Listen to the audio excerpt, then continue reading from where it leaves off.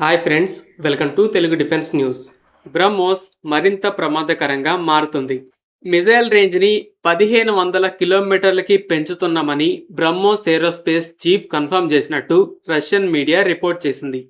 First develop చేసినప్పుడైతే range 290 కిలోమీటర్లు, తర్వాత 450 కిలోమీటర్లకి పెంచారు. ఇప్పుడు 800 కిలోమీటర్ల రేంజ్ బ్రహ్మోస్ కూడా ఆల్రెడీ టెస్టింగ్లోనే ఉంది. అయితే ఇప్పుడు ప్లాన్ 1500 కిలోమీటర్స్ బ్రహ్మోస్ని డెవలప్ చేయాలని. ఇక్కడ ఇంట్రెస్టింగ్ పార్ట్ ఏంటంటే ఈ రేంజ్. ఇండియా LRLACM సబ్సానిక్ క్రూజ్ మిసైల్ని కూడా టెస్ట్ చేస్తుంది. కొన్ని రోజుల క్రితం కూడా ఒక టెస్ట్ జరిగింది. అలాగే media reports last year ETLD-HCM test కూడా జరిగిందని చెప్పాయి. ఇలా ఒక మిజైల్కి 1500 కిలోమీటర్ల రేంజ్ ఉంటే అది టెక్నాలజీ పరంగా అప్గ్రేడ్ అని చెప్పొచ్చు. కానీ 3 కేటగిరీల క్రూజ్ మిజైల్ రేంజ్ సేమ్ 1500 కిలోమీటర్లు అంటే అది పర్ఫెక్ట్ ప్లానింగ్ అని అర్థం. ఇంతకుముందు మనం మాట్లాడుకున్నాం.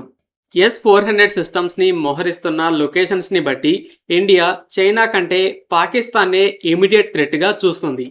అంటే రాబోయే కొన్నేళ్లలో చైనాతో కంటే పాక్తో యుద్ధం జరగడానికి ఎక్కువ అవకాశం ఉందని ఇండియా నమ్ముతుంది. అయితే ఇక్కడ చైనాని థ్రెట్ కాదు అని కొట్టేయట్లేదు. ఈ 1500 కిలోమీటర్ల రేంజ్ సెలక్షన్ని బట్టి క్లియర్గా లాంగ్ టర్మ్లో చైనాతో వార్కి ప్రిపేర్ అవుతుంది. ఆపరేషన్ సింధూర్లో బ్రహ్మోస్, స్కాల్ప్, ర్యాంపేజ్ లాంటి మిజైల్స్ని మనం వాడాం. మన మీద వాడడానికి అవకాశం ఉన్న ప్రతి పాకిస్తానీ ఎయిర్ బేస్ని హిట్ చేశాం. సింధూర్ తర్వాత మన మిలిటరీ నుండి కొంతమంది అఫీషియల్స్ మనం పాకిస్తాన్లో ఎక్కడైనా హిట్ చేయగలమని చూపించామని చెప్పారు. పాకిస్తాన్ కోసం ఈ మిజైళ్ల రేంజ్ని పెంచాల్సిన అవసరం లేదు. అయితే నెక్స్ట్ ఛాలెంజ్ చైనా. ఈ కేపబిలిటీ అనేది LACలో చైనాతో ఫైట్ చేయడానికి ఉపయోగపడుతుంది, కానీ పూర్తిగా ఇదే సరిపోదు. ఇమాజిన్ చేసుకోండి, బోర్డర్స్లో 2 పక్కల నుండి సోల్జర్స్ ఫైట్ చేస్తున్నారు. ఒక సైడ్ మొత్తం చనిపోయినంత మాత్రాన యుద్ధం ఆగిపోదు, వెనక నుండి మరలా వస్తూనే ఉంటారు. ఇలా సోల్జర్సే కాదు, వెపన్స్ విషయంలో కూడా ఇలానే ఉంటుంది.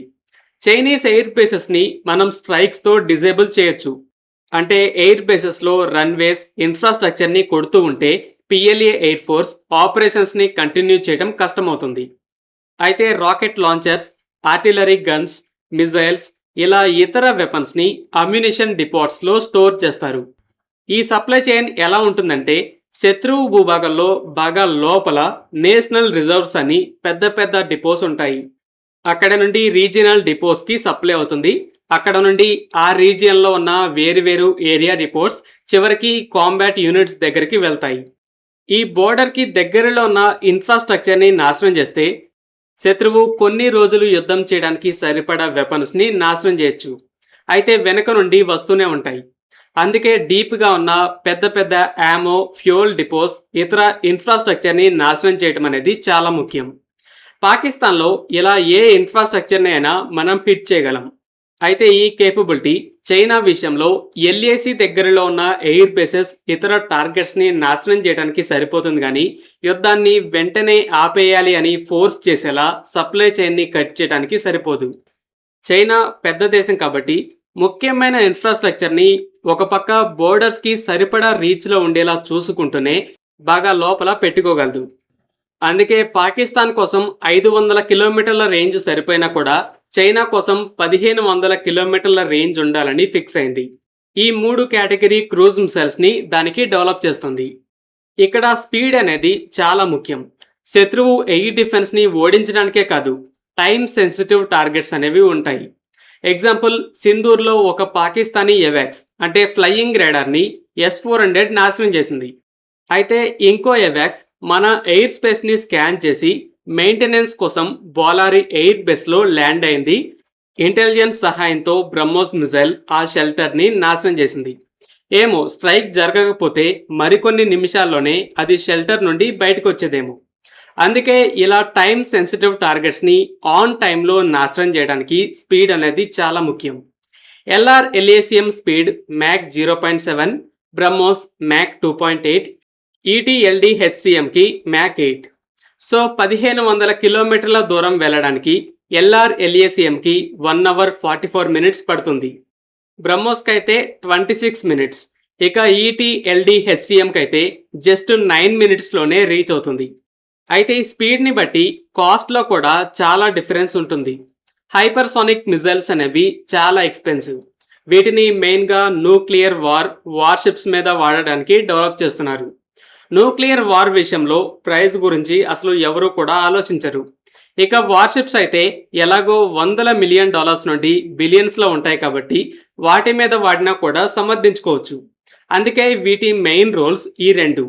అదే నార్మల్ వార్లో ల్యాండ్ మీద ఉన్న టార్గెట్స్ మీద వాడాలి అంటే టైం సెన్సిటివ్, హైలీ ప్రొటెక్టెడ్ లేదా high value under ground targets అవ్వాలి.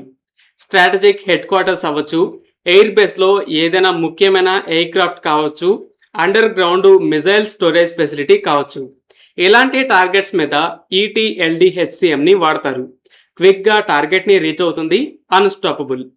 సింపుల్గా చెప్పాలంటే ఎంత ఖర్చైనా పర్లేదు దాన్ని మనం లేపేయాలి అనుకుంటే హైపర్సోనిక్ ఇంపార్టెంట్, బట్ హైపర్సోనిక్ని వాడేంత కాదు అనుకుంటే సూపర్సోనిక్ ఇంపార్టెంట్, బట్ బ్రహ్మోస్ని వాడేంత కాదు అంటే సబ్సోనిక్.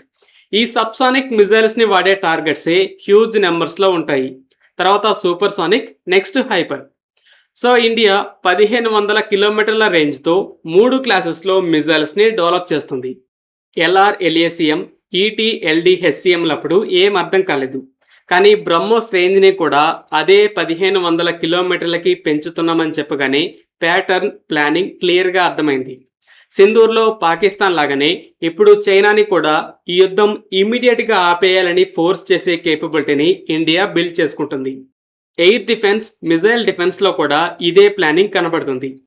పాకిస్తాన్ని ఇమీడియట్ థ్రెట్గా చూస్తున్నా కూడా చైనాని లాంగ్ టర్మ్ థ్రెట్గా చూస్తూ సైలెంట్గా ప్రిపేర్ అవుతుంది.